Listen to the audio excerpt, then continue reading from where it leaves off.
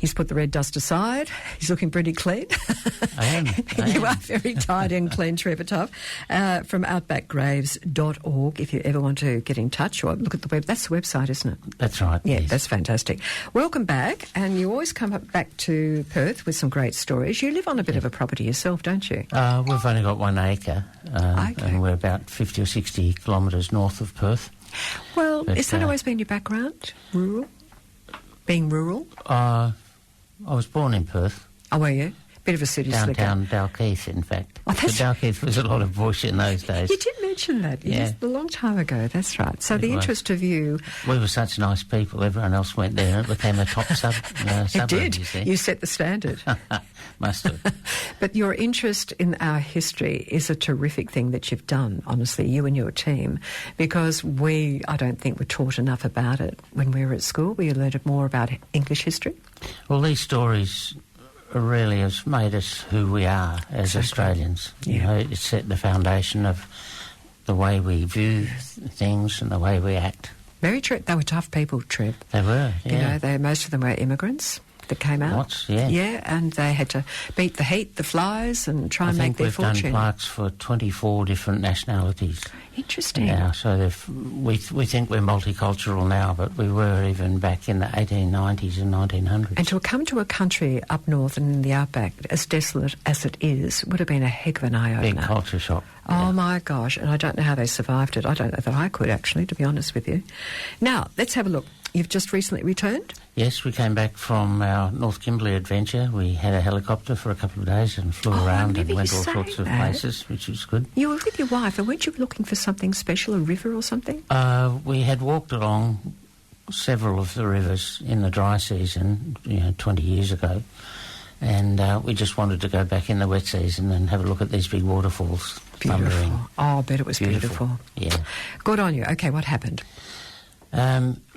Righto, well, we had a good look around the Kimberley, so I thought today I'd tell you some stories which were all Kimberley-based stories. And in the end, I'll tell you that one about the Australian Navy man who became lost and was taken by a crocodile back in 1920, but I'll tell you the full story of that shortly.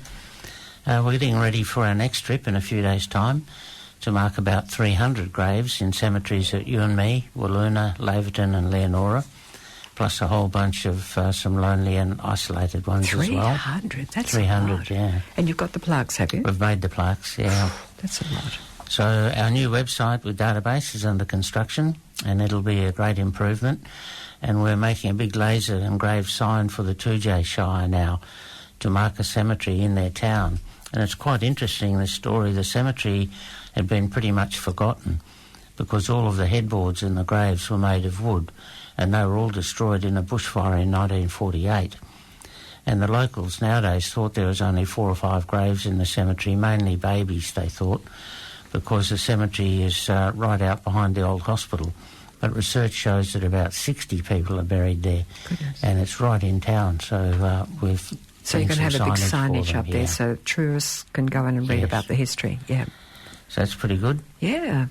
And because we've just come back from the Kimberley, we'll tell you some stories about the East Kimberley. And most are very isolated graves, which very few people will ever visit. And then I'll get into that longer tale. But the first one is the grave of a bloke called James Webb. And he was a saddler who died on the Ord River to Wyndham Road. He was walking along the road and he was about 50 years old. And he died of malaria on the 8th of June 1919. And malaria in those days killed many pioneers across the east and west Kimberley. Would have been the mosquitoes, would it? Probably. Yeah. Tropical, yeah. So awful. James was buried by a bloke called George Turner, who was a road board employee in witness of a bloke called Alexander Norton. And James's grave was across the creek, only about 200 metres from Spring Creek Station Homestead. And the property owner, Mr. Mike Shaw, has built a steel post and railing fence to surround and protect the grave, and he even found the remnants of the original cross from the grave made of bush timber.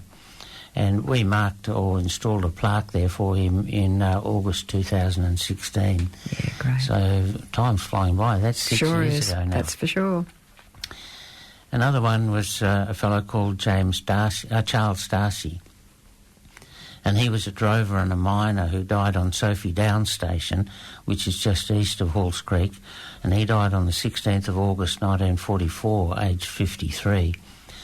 And according to the late Roy Wilson of Halls Creek, Charles Darcy died from a fall down a well at Goat Yard on Sophie Downs, and he was apparently using a surcingle from a saddle as a seat to be lowered down the well, but the leather strap failed, causing him to fall to his death. Well, I was taken out to his gravesite at Goat Yard by Neville Dale in August 2016, and we placed a plaque there for Charles. The grave is well marked by a pile of stones at Goat Yard, although bushes have grown up through it now. There's no track to this grave, and it took several hours by four-wheel drive through creeks and up over stony ridges to get there. So people just buried them where they lost their lives? Yeah, gotcha. Dropped, yeah. Peter Nicholas Brown was quite an interesting one. He was one of the original pioneers who helped to drive the cattle in an epic 2-year journey across the top of Australia to establish Ord River Station. And this was back during the time of famous pioneers such as Robert Button, Nat Buchanan and the Duracs. And this poor young fellow died of measles. How he got measles out at Turner River, I've got no idea, but he died of measles at Turner River Outcamp on Ord River Station on the 11th of August 1884, only a week or so after Ord River Station was established. He was aged 22. Imagine that, he survived the trip across the top of Australia to die of measles there. Yeah.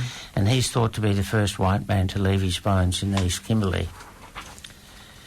Others who died at Turner were R. Hudson, and would not be Rock Hudson, I would think. I doubt it. R. Hudson, a stockman aged about 34 who died of fever, probably malaria, on the 30th of May 1910. There wouldn't have been medical help out there either. That's right. In those days it was very isolated. Yeah. And Patrick Michael Durack, one of the Durack family, station manager, he died of heart failure, aged 52, on the 7th of February 1933. And his headstone and other graves have been, the headstones from other graves, have been removed from the grave sites and placed in the grounds of Argyle Downs Homestead Museum up at Lake Argyle. We've placed parks at Turner, but we need to go back again to find the actual graves. We just placed our plaques at the old homestead. Yeah. And it sounds easy to go back, but it's from here about 7,000 kilometre round trip. How do you know where you're going? And then we go up through, off the Duncan Road, we go about 70 or 80 kilometres up through Flora Valley Station to find Turner. Off the road? Yes. Oh, my gosh. And how do you know where you're going? I've got maps and stuff. And it's just down, if you can envisage, it's down on the southeastern boundary of the Bungle Bungles. This grave. Must be beautiful to see as well. And so, incidentally, we've marked the Durack and other graves at Dunham River also, where the headstones were sadly and without much thought removed to Lake Argyle. And so we are catching up with a lot of these isolated graves that otherwise would have been lost. That's through your research, isn't it? Yes. Yes. Yeah. Okay. Now, we'll get to the main story, which is John Henry Davies. And he was a British seafarer who was born in 1882 in London, and he died on the 1st of October 1920. At least that is the date that was fixed by Navy records. But it was actually the date selected after he went missing. And his age at death was about 37 years and 10 months, and the official cause of death was he was killed by an alligator. So John Henry Davies, at the age of 29, and midway through 1911, married Louisa Constance Bevan in the parish of West Ham. There she remained pregnant in 1913 when John made the trip out to Australia, joining the Royal Australian Navy on the second last day of that year, 1911. Why he took off and left his poor wife I was just going to behind. ask you that. And with the outbreak of war, he found himself stationed back in London, if only for a short time, but perhaps long enough to see his wife and their new son James, who had been born earlier that year. He served on several Australian warships, including the HMAS Sydney, which fought in Australia's first sea battle against the Emden. He returned to London, and while stationed at the London depot for almost a year, he received promotion to gunner, on the 19th of March 1916. Once again, he left behind a pregnant Louisa as he embarked overland on the first day of 1917 to join up with the HMAS Brisbane in Malta. She was very tolerant. So his poor wife, there she goes again. Yeah. And 2 years later, the Brisbane was still patrolling around Australia in 1919, until for 3 months she was laid up at Portsmouth for a refit. And John again had the chance to see his wife and growing family, including his previously unseen daughter Phyllis, already a toddler by this stage. On the 17th of April 2020, the Brisbane began her return. 2020? 1920. 1920, typo there. It's only 2 years ago. The Brisbane began her return trip to Australian waters, and for the third and last time, John left behind a pregnant Louisa. It seems that every time Excuse he me, went I'm home... coming home. Yeah. Louisa says, I don't think so. Every time he hung his trousers on the bedroom door handle, she became pregnant. What a little again. fellow he was. So in 1920, he was transferred to the survey ship HMAS Geranium, which was carrying out survey work in Napier Broome Bay in Western Australia. When he went ashore with a few others to shoot kangaroos, he became separated from the party and lost. We have this very good report from Father Cubero of the Benedictine Mission on the Drysdale River, describing the recovery of the remains of Gunnar Davies, showing unmistakably that he was killed by an alligator. And this is the report, that Lieutenant Commander of HMAS Geranium was spending a holiday at the Benedictine Mission of Drysdale River. A party composed of the crew and officers of the Geranium landed at the entrance of Napier Broome Bay to amuse themselves, but unfortunately what they took as amusement ended in tragedy. During the wanderings of the party, Gunnar Davies got astray and no more was seen of him. His comrades did all in their power to find the poor man, but without success.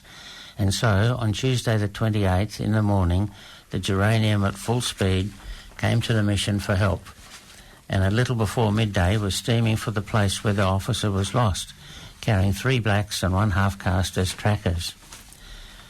For 5 days, about 20 of the crew, with the Lieutenant Commander at their head and with the trackers, followed the lost officer, suffering hunger and thirst so much that one of the trackers drank salt water from the sea.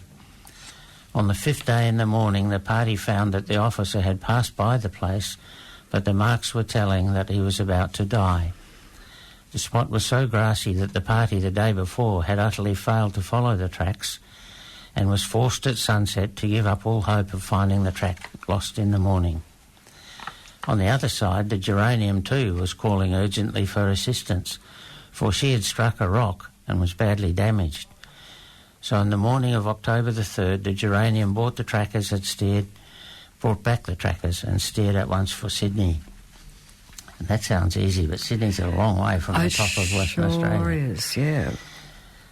And the day before, on October the 2nd, hoping to arrive in time, we sent another expedition of 5 men who crossed the Napier Broome Bay in less than 2 hours and set to work on the same day searching from the opposite side to that on which the crew from the Geranium was. These men called more Coolery people to help them in their task. For several days they were all after the tracks of the officer, till on October the 8th they came to the bank of a creek where the tracks were lost. Crossing the creek to look if they could pick them up again, one blackfellow, called Miron, saw in the bottom of the creek the leg and belt of the officer. In this creek are plenty of alligators, and no doubt the poor man was devoured by them. The party took both things, buried the leg and brought the belt at once to the mission, arriving the following day, October the 9th. Some other blacks remained looking for the rest of the body. Just then, on October the 8th, the police arrived at the mission and we put the affairs into the hands of the policemen, suggesting to them that our purpose was, if the body could be found, to carry and bury it in the mission. The police accepted gladly, and October the 12th was sailing for Long Island, meaning to take the leg coming back.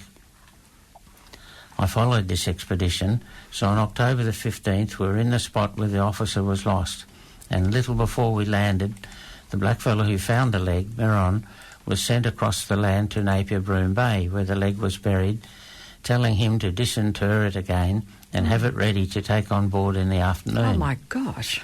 A bit macabre. Yes, and at sunset we anchored in front of the creek where the leg was found, and there already on the sand beach was Miron with the other blacks. The police went on shore to bring back Miron and the leg, and were greatly surprised when instead of only the leg, we were told, they were bringing the rifle and the body, except for the head, arms and one foot. Goodness. The blacks who were guarding the leg and looking for the body continued searching the same creek and had been lucky enough to find in the water, half a mile from the sea, the remainder of the body. This creek is situated at Napier Broom Bay, behind Lewis Island, in front of the mission, 15 miles from here and 7 from the entrance to the bay. Next day, on October the 16th, we sailed for the mission, arriving in the morning, and in the afternoon the remains of the officer were buried in the place where we bury our dead, putting on the grave one small cross, the police being present with the missionaries. And so, to end the story, 4 weeks ago, on Friday the 25th of March this year, Susie and I flew by helicopter to the old abandoned Pago mission, and we marked this grave of Gunner John Henry Davies. His grave is the most northerly grave we have marked, right near the top tip of Western Australia. Unbelievable. How do you get such detail? We have good researchers. But it's virtually day-to-day diary stuff. Do you have that information? On a lot of the graves, yeah. Do Some they? we don't get. So before the body's found, they actually keep a diary of what happens from, day-to-day. There were diaries held by the missionaries of what happened with the search. Okay. So it's abandoned. Pago Mission's abandoned now, and Columbaroo Mission has re-established probably about 20 or 30 k's south of that. Pago was in a bad spot. It was real inland? Salt bushy, marshy country. Pretty dangerous when you think about it. Yeah, bad for malaria. So would many tourists go through that way? Lots of people go up to Columbaroo. Okay. And there's still a bit of a track you can drive up to the old Pago So Mission. on the marking, on the gravestone mark, do you have more information about his story, or just when he We just have his plaque with his name, his age, his occupation, the date and the cause of his death. So if people wanted to Google this man, John Henry Davies, Gunner John Henry Davies, they might be able to get this information that you've got. Oh, yes, absolutely. Oh, fantastic. Okay, so if people want to go to your website... www.outbackgraves.org. .org, as simple as that. Yes. And, of course, we do a podcast of your little chat that you have now. I found the music. Oh, well done. This is your son-in-law. Just to remind people that we have mentioned this before. He wrote this one time on a trip. Yeah, Lee Forster came along on one of our trips, and he was really impressed with what we were doing. Any wonder. And one of the other guys on the trip, Paul Prickett, one of my old army bosses, he wrote the words, and Lee put it all to music. And here it is.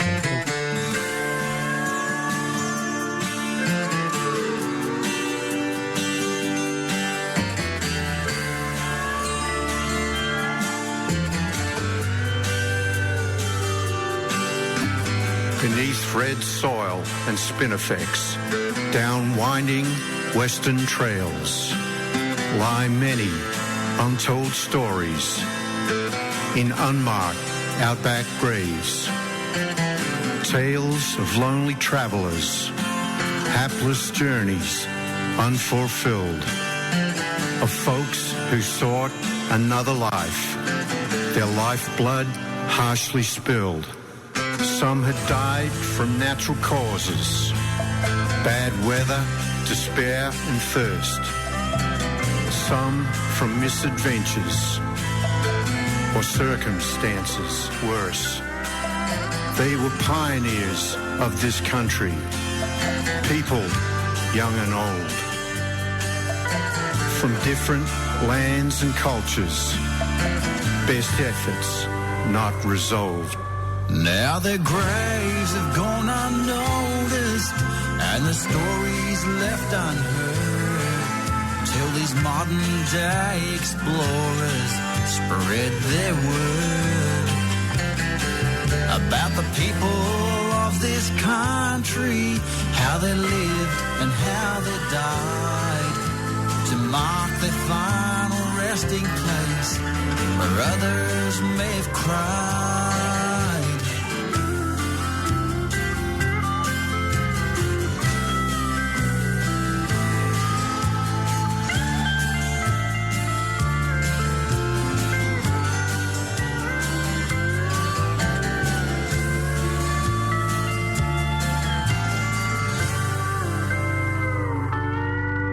If you travel through the outback, across winding western trails, look beneath the soil and spinifex at the freshly remarked graves.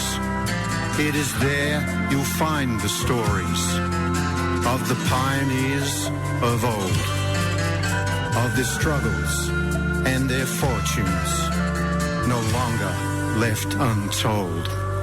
Now their graves have been noticed and their stories have been heard. These modern day explorers have spread their word about the people of our country, how they lived and how they died, to mark the final resting place where others may have cried.